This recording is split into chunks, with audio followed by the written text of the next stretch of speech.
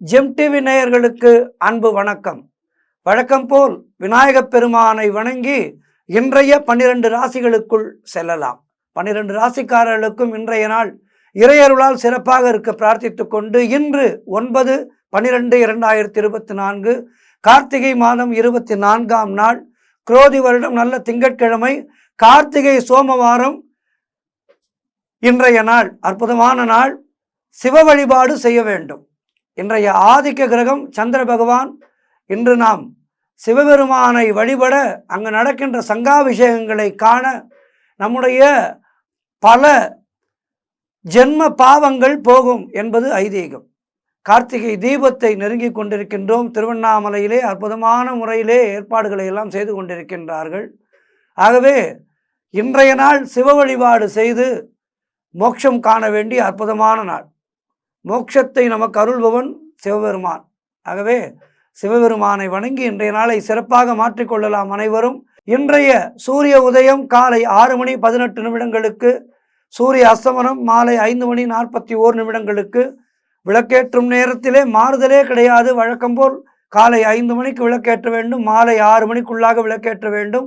இன்றைய நல்ல நேரம் காலை 9:15 முதல் காலை 10:15 வரை, அதேபோல் மாலை 4:45 முதல் மாலை 5:45 வரை. இன்றைய ராகு காலம் காலை 7:30 முதல் காலை 9 வரை.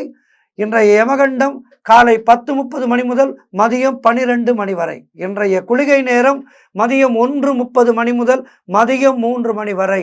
இன்றைய சுபகோரை சுக்கிரஹோரை நேரம் காலை 11 முதல் மதியம் 12 வரை. இன்றைய நட்சத்திரம் இன்று மதியம் 1:09 வரை பூரட்டாதி, அதன் பின்பு உத்திரட்டாதி நட்சத்திரம். இன்றைய திதி இன்று அதிகாலை 4:16 வரை வளர்பிறை அஷ்டமி, அதன் பின்பு நவமி திதி. இன்றைய சந்திராட்டம நட்சத்திரம் ஆயில்ய நட்சத்திரத்துக்கு சந்திராட்டமம் இருக்கின்றது. அடுத்து நாம் காண இருப்பது 12 ராசிகளுக்கான பலன்களை வாருங்கள் காணலாம். முதலாவதாக மேஷ ராசி அன்பர்களே, இன்று சந்திரன் உங்கள் ராசிக்கு 12ஆம் இடத்திலே சஞ்சரிக்கின்றார். உங்கள் ராசி அதிபதி செவ்வாய் ராசிக்கு 4ஆம் இடத்திலே இருக்கின்றார். ஆகவே இன்று சிலருக்கு வீண் விரயங்கள் உண்டாகும். பொருளாதாரம் மிகவும் நெருக்கடியாக இருக்கின்ற நாளாக இருக்கின்றது. ஆகவே தேவையில்லாத செலவுகளை குறைத்து கொள்ளவும், அதேபோல் தேவையில்லாமல் மற்றவர்களுடைய விஷயங்களிலே தலையிடக்கூடாது. குலதெய்வ வழிபாடு வெற்றியை தரும். வீண் வாக்குவாதங்களை எல்லாம் தவிர்க்க வேண்டிய நாள் இன்றைய நாள். தொழில் சம்பந்தமாக புதிய கடன் எதுவும் வாங்கக்கூடாது. சிலருக்கு மேலதிகாரிகளால் நெருக்கடிகள் உண்டாகும். உத்தியோக உயர்வு, பணியிட மாற்றம் போன்றவை கிடைக்கும். உடல் ஆரோக்கியத்தில் எச்சரிக்கையாக இருக்க வேண்டும். ஆக இன்றைய நாளிலே சிவபெருமானை வணங்குங்கள், சிவபுராணம் படியுங்கள், எல்லாம் நன்மையாகவே முடியும். வாழ்த்துக்கள். அடுத்ததாக ரிஷபராசி அன்பர்களே, இன்று சந்திரன் உங்கள் ராசிக்கு 11ஆம் இடத்திலே சஞ்சரிக்கின்றார். உங்கள் ராசி அதிபதி சுக்கிரன் ராசிக்கு 9ஆம் இடத்திலே இருக்கின்றார். ஆகவே இன்று நீங்கள் எதிர்பார்த்த பணம் கைக்கு வரும். மூத்த சகோதரர்கள் மூலம் நல்ல ஆதாயம் உண்டாகும். காரிய தடைகள் விலகி நீங்கள் எடுக்கின்ற முயற்சிகள் எல்லாம் வெற்றியை தரும். உடல் ஆரோக்கியத்திலே நல்ல முன்னேற்றம் உண்டாகும். வீடு வண்டி வாகன மாற்றம் ஏற்படும். சுபகாரியங்கள் நடக்கக்கூடிய அற்புதமான நாளாக இருக்கின்றது. தொழிலிலே நல்ல முன்னேற்றம் உண்டாகும். உழைப்புக்கு ஏற்ற ஊதியம் கிடைக்கின்றன. கடன் பிரச்சனைகள் தீரும். நண்பர்கள் மூலம் நல்ல அனுகூலம் உண்டாகும். வேலை இல்லாதவர்களுக்கு நல்ல வேலை கிடைக்கும். ஆகவே இன்றைய நாள் சிறப்பாக இருக்கின்றது. சிவபெருமானை வணங்கி மேலும் சிறப்பாக்கிக் கொள்ளுங்கள். வாழ்த்துக்கள். அடுத்ததாக மிதுன ராசி அன்பர்களே, இன்று சந்திரன் உங்கள் ராசிக்கு 10ஆம் இடத்திலே சஞ்சரிக்கின்றார். உங்கள் ராசி அதிபதி புதன் ராசிக்கு 6ஆம் இடத்திலே இருக்கின்றார். ஆகவே இன்று அரசு சம்பந்தமான ஆதாயம் உண்டாகும். சிலருக்கு வீடு வண்டி வாகன வகையிலே சுப செலவுகள் உண்டாகும். தாய் வழி சொந்தங்களின் உதவிகள் எல்லாம் கிடைக்கின்ற அற்புதமான நாள். கணவன் மனைவியிடையே நல்ல ஒற்றுமை ஏற்படும். வீடு வண்டி வாகன யோகம் உண்டாகின்ற நாள். அதேபோல் மீடியா துறையிலே வேலை பார்ப்பவர்களுக்கெல்லாம் இன்றைய நாள் அற்புதமான நாளாக இருக்கின்றது. உங்களுக்கு புகழ் கூடும். திருமணம் சம்பந்தமான சுபகாரிய பேச்சுவார்த்தைகள் எல்லாம் இனிதே முடிகின்ற நாள். மனம் மிகவும் சந்தோஷமாக இருக்கும். வீடு கட்டுவதற்கான முயற்சிகளை தொடங்குவீர்கள், வெற்றி பெறுவீர்கள். பொருளாதாரம் திருப்திகரமாக இருக்கும். உடல் ஆரோக்கியம் நன்றாக இருக்கின்றது. அதேபோல் உத்தியோக உயர்வு, உத்தியோக பணியிட மாற்றம் போன்றவை கிடைக்கும். ஆகவே இன்றைய நாள் சிறப்பாக இருக்கின்றது. சிவபெருமானை வணங்கி இன்றைய நாளை மேலும் சிறப்பாக்கிக் கொள்ளுங்கள். வாழ்த்துக்கள். அடுத்ததாக கடக ராசி அன்பர்களே, இன்று சந்திரன் உங்கள் ராசிக்கு 9ஆம் இடத்திலே இருக்கின்றார். ஆகவே இன்று உங்களுக்கு எல்லா பாக்கியங்களும் உண்டாகின்ற நாள். சிலருக்கு குழந்தை பாக்கியம் உண்டாகும். நீங்கள் நினைத்தது அனைத்தும் நல்லபடியாக நடக்கக்கூடிய அற்புதமான நாள். அலுவலகத்திலே புதிய பொறுப்புகள் மகிழ்ச்சியை தரும். உடல் ஆரோக்கியத்திலே நல்ல முன்னேற்றம் உண்டாகும். எதிர்பார்த்த பணம் கைக்கு வரும். தொழில் மற்றும் வியாபாரத்திலே நல்ல லாபம் உண்டாகின்ற நாள் இன்றைய நாள். திருமணம் சம்பந்தப்பட்ட சுபகாரிய பேச்சுவார்த்தைகள் கைகூடி வரும். நண்பர்கள் மூலம் நல்ல ஆதாயம் உண்டாகும். உத்தியோக உயர்வு, பதவி உயர்வு, பணியிட மாற்றம் போன்றவை கிடைக்கும். குழந்தைகளால் மகிழ்ச்சி உண்டாகின்ற நாள் சிறப்பாக இருக்கின்றது. சிவபெருமானை வணங்குங்கள். மேலும் சிறப்புகளை பெறுங்கள். வாழ்த்துக்கள். அடுத்ததாக சிம்ம ராசி அன்பர்களே, இன்று சந்திரன் உங்கள் ராசிக்கு 8ஆம் இடத்திலே சஞ்சரிக்கின்றார். உங்கள் ராசி அதிபதி சூரியன் ராசிக்கு 4ஆம் இடத்திலே இருக்கின்றார். இன்று உங்களுக்கு சந்திராஷ்டமம் இருக்கின்றது. ஆகவே தேவையில்லாத பயத்தை தவிர்த்து கொண்டு இறை நாமத்தை சொல்லிக்கொண்டே இருங்கள். சிலருக்கு வேலை மாற்றம் ஏற்படும். மனக்குழப்பமும் பதற்றமும் இருக்கக்கூடிய நாளாக இன்றைய நாள் இருக்கின்றது. கூட்டு தொழிலிலே புதிய முதலீடுகளை முற்றிலுமாக தவிர்க்க வேண்டிய நாள். கடன் பிரச்சனை அதிகமாகும். உடல் ஆரோக்கியத்திலே சற்று கவனம் தேவை. குலதெய்வ வழிபாடு மன அமைதியை தரும். வேலை செய்யும் இடத்திலே மற்றவரை பற்றி எதுவும் பேசக்கூடாது. கோபத்தை முற்றிலுமாக தவிர்க்க வேண்டிய நாள். மௌனத்தை கடைபிடிக்க வேண்டிய நாள். கணவன் மனைவிக்குள் சண்டை சச்சரவுகள் ஏற்படலாம். எதிலும் எச்சரிக்கையாக இருக்க வேண்டும். மற்றவரோடு பேசும்போது மிக கவனம் தேவை. கோர்ட்டு கேஸ் போன்ற பிரச்சனைகளில் ஈடுபடக்கூடாது. அலுவலகத்திலே வேலை பளு அதிகமாக இருக்கும். ஆகவே இன்றைய நாளிலே சிவபெருமானை வணங்குங்கள். சிவபெருமான் ஆலயத்துக்கு சென்று ஒரு நெய் தீபம் ஏற்றி வைத்துவிட்டு கால பைரவரை வணங்கி இன்றைய நாளை சிறப்பாக்கிக் கொள்ளுங்கள். வாழ்த்துக்கள். அடுத்ததாக கன்னிராசி அன்பர்களே, இன்று சந்திரன் உங்கள் ராசிக்கு 7ஆம் இடத்திலே இருக்கின்றார். உங்கள் ராசி அதிபதி புதன் ராசிக்கு 3ஆம் இடத்திலே இருக்கின்றார். ஆகவே இன்று திருமண பேச்சுவார்த்தைகள் சுபமாக முடியும். கூட்டு தொழிலிலே நல்ல லாபம் ஏற்படும். நீங்கள் எடுக்கின்ற முயற்சிகள் எல்லாம் வெற்றி உண்டாகின்ற நாள். கணவன் மனைவிக்குள் இருந்து வந்த பிரச்சனைகள் எல்லாம் தீரும். சிலருக்கு புதிய வேலை வாய்ப்புகள் உண்டாகும். நினைத்த காரியம் நல்லபடியாக நடக்கக்கூடிய அற்புதமான நாள். மனக்குழப்பங்கள் தீரும். வீடு, வண்டி, வாகன யோகம் உண்டாகும். செய்யும் செயலிலே பெயரும் புகழும் கிடைக்கின்ற நாள். அலுவலகத்திலே சம்பள உயர்வு, பதவி உயர்வு போன்றவை கிடைத்து மனதுக்கு மகிழ்ச்சியை கொடுக்கும். சுபகாரியங்கள் நடைபெறக்கூடிய நல்ல நாள். நண்பர்கள் மூலம் நல்ல அனுகூலம் உண்டாகும். சிவபெருமான் ஆலயத்துக்கு சென்று வழிபாடு செய்யுங்கள். மேலும் சிறப்புகளை பெறுங்கள். வாழ்த்துக்கள். அடுத்ததாக துலாம் ராசி அன்பர்களே, இன்று சந்திரன் உங்கள் ராசிக்கு 6ஆம் இடத்திலே சஞ்சரிக்கின்றார். உங்கள் ராசி அதிபதி சுக்கிரன் ராசிக்கு 4ஆம் இடத்திலே இருக்கின்றார். ஆகவே இன்று சிலருக்கு வேலை மாற்றம் ஏற்படும். கூட்டு தொழிலிலே மன வருத்தங்கள் உண்டாகின்ற நாள். குலதெய்வ வழிபாடு மன அமைதியை தரும். காரிய தடைகள் ஏற்பட்டு விலகும். அலுவலகத்திலே வீண் வாதங்களை எல்லாம் முற்றிலுமாக தவிர்க்க வேண்டிய நாள். உடல் ஆரோக்கியத்திலே எச்சரிக்கையாக இருக்க வேண்டும். குடும்பத்திலே கணவன் மனைவிக்குள் சண்டை சச்சரவுகள் ஏற்பட்டு விலகும். வீடு, வண்டி சம்பந்தமான விரய செலவுகள் சிலருக்கு ஏற்படலாம். திருமணம் சம்பந்தப்பட்ட சுபகாரிய பேச்சுவார்த்தைகள் சற்று தாமதமாகும். உடல் உழைப்பு அதிகமாகும். வருமானம் குறைவாக இருக்கும். உத்தியோகத்திலே இருப்பவர்கள் பணியிலே கூடுதல் கவனம் செலுத்த வேண்டிய நாள். தொழில் மற்றும் வியாபாரத்திற்காக புதிய முதலீடுகளை முற்றிலுமாக தவிர்க்க வேண்டிய நாள். ஆகவே இன்றைய நாளிலே கவனமாக இருங்கள். கவனச்சிதறல் ஏற்படலாம். ஆகவே கவனமாக இருந்து சிவபெருமானை வணங்கி இன்றைய நாளை கடந்து செல்லுங்கள். வாழ்த்துக்கள். அடுத்ததாக விருச்சிக ராசி அன்பர்களே, இன்று சந்திரன் உங்கள் ராசிக்கு 5ஆம் இடத்திலே இருக்கின்றார். உங்கள் ராசி அதிபதி செவ்வாய் ராசிக்கு 9ஆம் இடத்திலே இருக்கின்றார். ஆகவே இன்று குழந்தை இல்லாதவர்களுக்கு குழந்தை பாக்கியம் உண்டாகும். பெயரும் புகழும் கிடைக்கக்கூடிய அற்புதமான நாள். சுபகாரியங்கள் கைகூடி வரும். சிலருக்கு புதிய வேலை வாய்ப்புகள் உண்டாகும். தொழில் மற்றும் வியாபாரத்திலே நல்ல லாபம் உண்டாகின்றன. கடன் பிரச்சனைகள் முற்றிலுமாக தீரும். சிலருக்கு பதவி உயர்வோடு வேலை மாற்றம் ஏற்படும். திடீர் பண வரவுகள் உண்டாகும். தொழிலிலே நல்ல லாபம் வருகின்ற நாள். திருமண பேச்சுவார்த்தைகள் சுபமாக முடியும். குடும்ப ஒற்றுமை சந்தோஷத்தை தரும். எல்லா வகையிலும் இன்றைய நாள் சிறப்பாக இருக்கின்றது. ஆகவே இன்றைய நாளிலே சிவபெருமானை வணங்குங்கள். மேலும் சிறப்புகளை பெறுங்கள். வாழ்த்துக்கள். அடுத்ததாக தனுசு ராசி அன்பர்களே, இன்று சந்திரன் உங்கள் ராசிக்கு 4ஆம் இடத்திலே சஞ்சரிக்கின்றார்.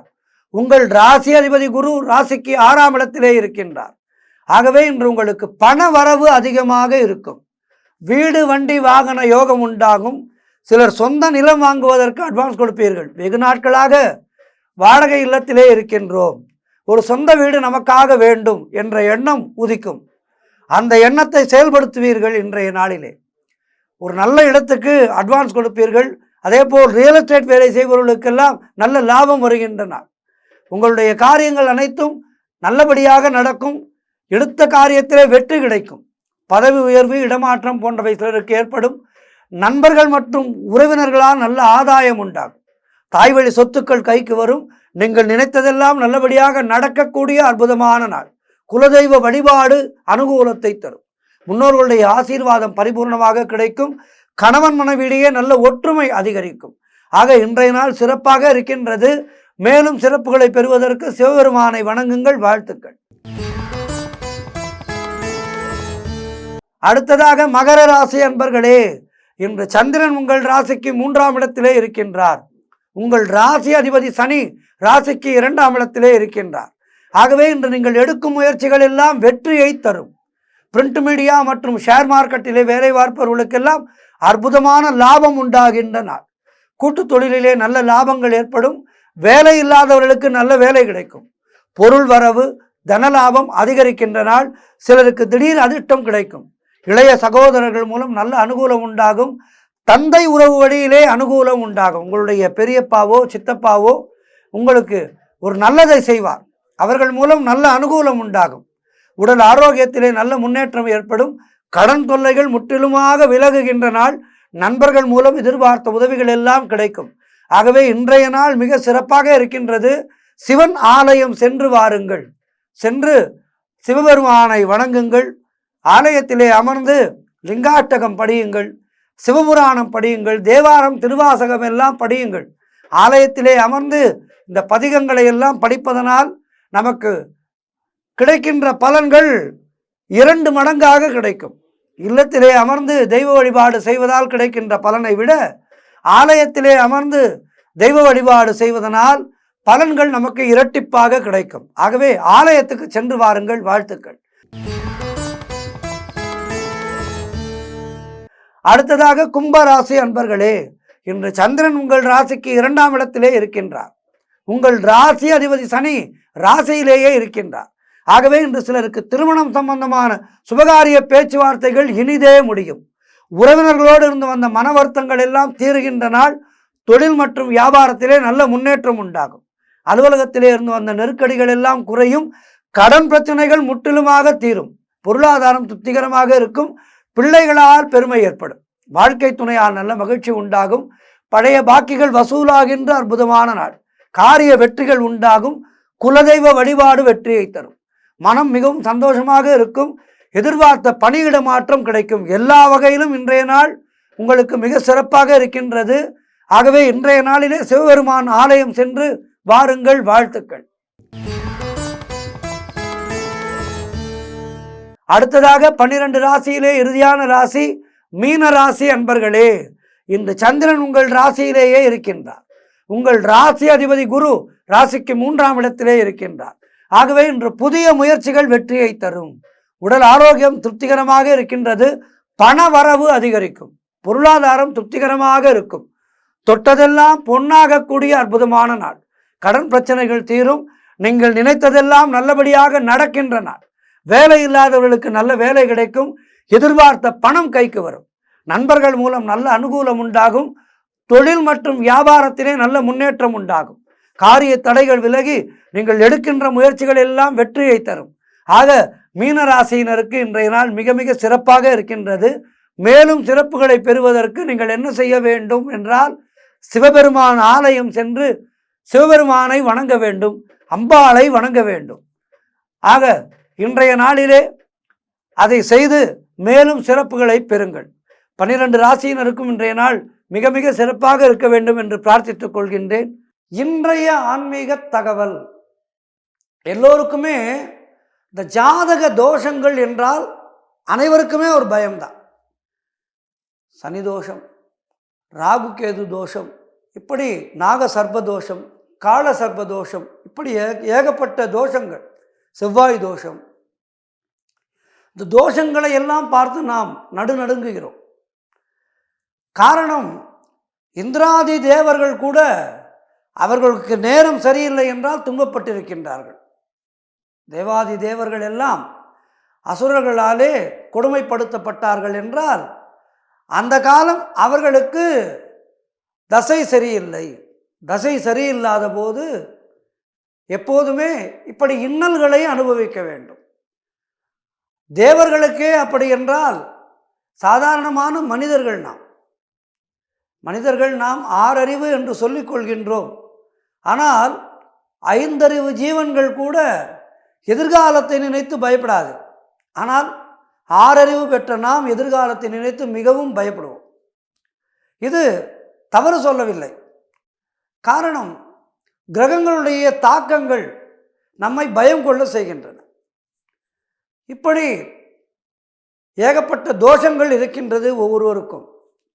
இந்த தோஷ நிவர்த்திக்காக நிறைய கோவில்கள் இருக்கின்றன. இதில் என்ன பிரச்சனை என்றால், ஒரு ஆலயத்துக்கு சென்று நாம் பரிகாரம் செய்கின்றோம் என்றால் அந்த பரிகாரத்தை முறையாக செய்ய வேண்டும். அதிலே நாம் கணக்கு பார்த்து ஒரு சில வேளைகளிலே பரிகாரத்தை குறைக்கின்றோம். பரிகாரத்தை குறைக்கும் போது என்ன ஆகின்றது? நமக்கு கிடைக்கின்ற பலன்களும் குறைகின்றது.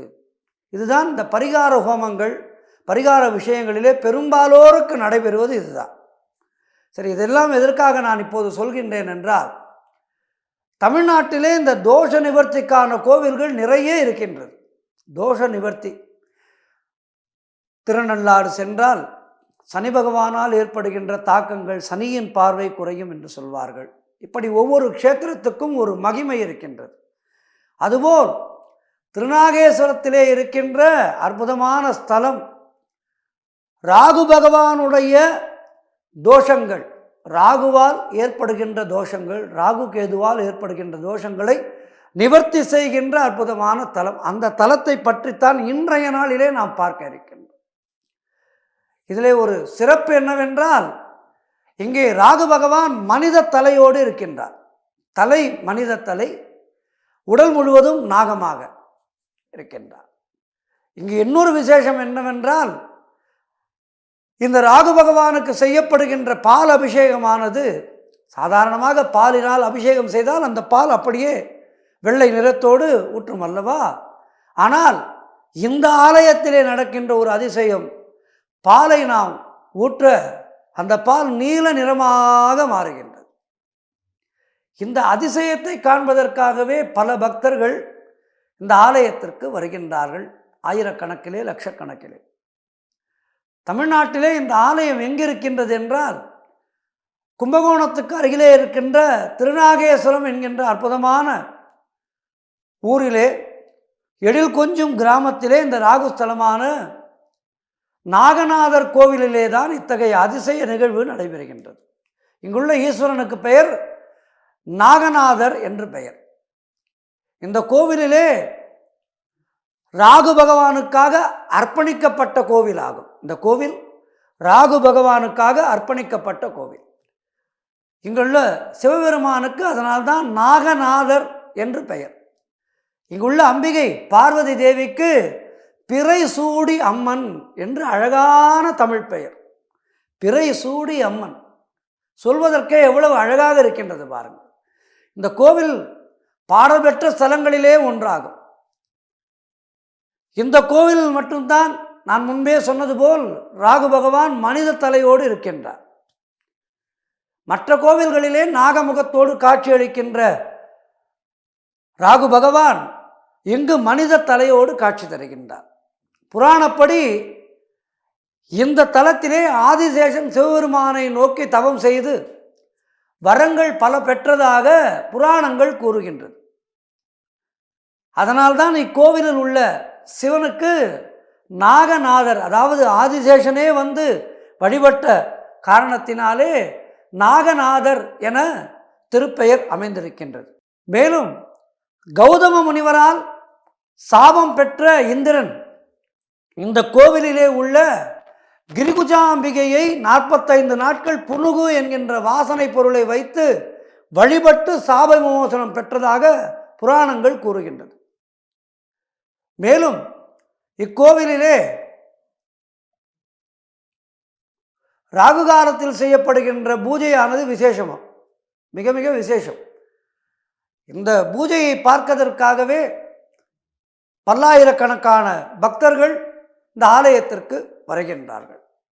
அதாவது இங்கே ஆதிசேஷன் மட்டுமல்ல, கார்கோடகன், தக்ஷன் போன்ற ராஜநாகங்கள், அதாவது நாகங்களிலே இவையெல்லாம் முக்கியமானதாக சொல்லப்படுகின்றது. ஆதிசேஷன், கார்கோடகன், தக்ஷன் போன்ற நாகங்கள் இந்த கோவிலிலே உள்ள சிவபெருமானை வழிபட்டதாக சொல்லப்படுகின்றது.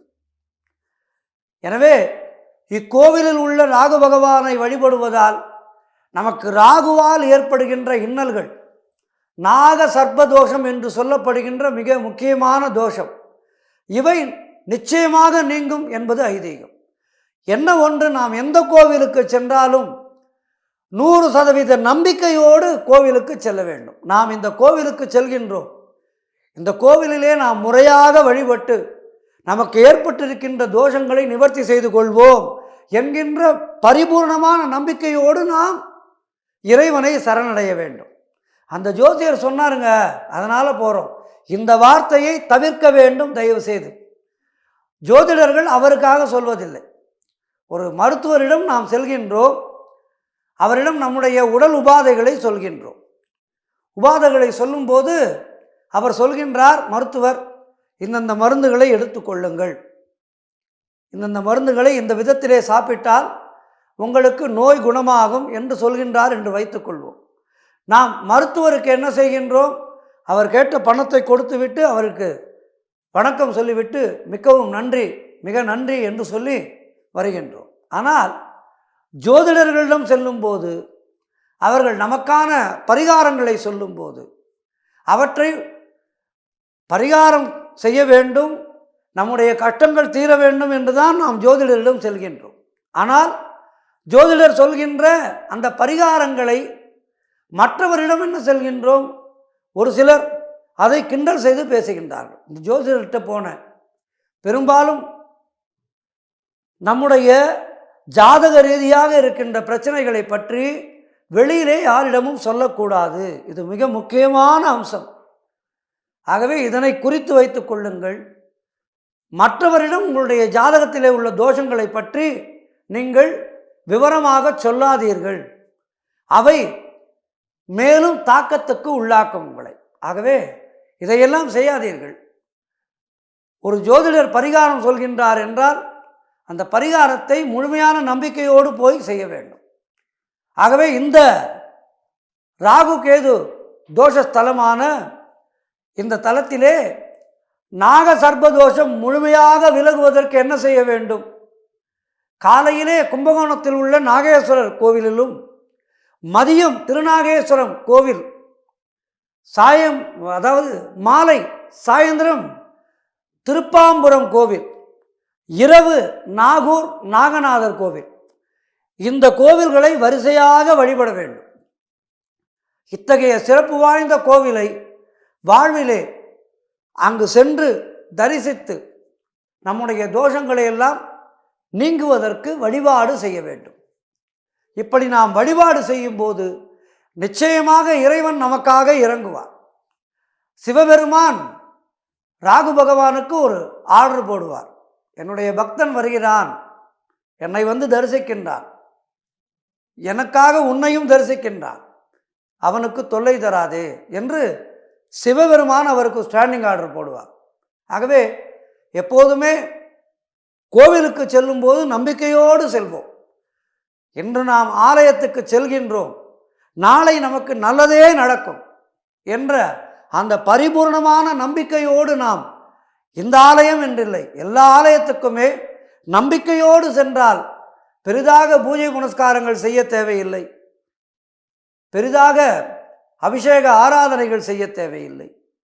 நம்பிக்கை, அசையாத நம்பிக்கையோடு ஆலயத்துக்கு செல்வோம். நம்முடைய தோஷங்கள் நீங்கி சந்தோஷங்களை பெறுவோம் வாழ்விலே. மீண்டும் நாளை சந்திக்கின்றேன். நன்றி, வணக்கம்.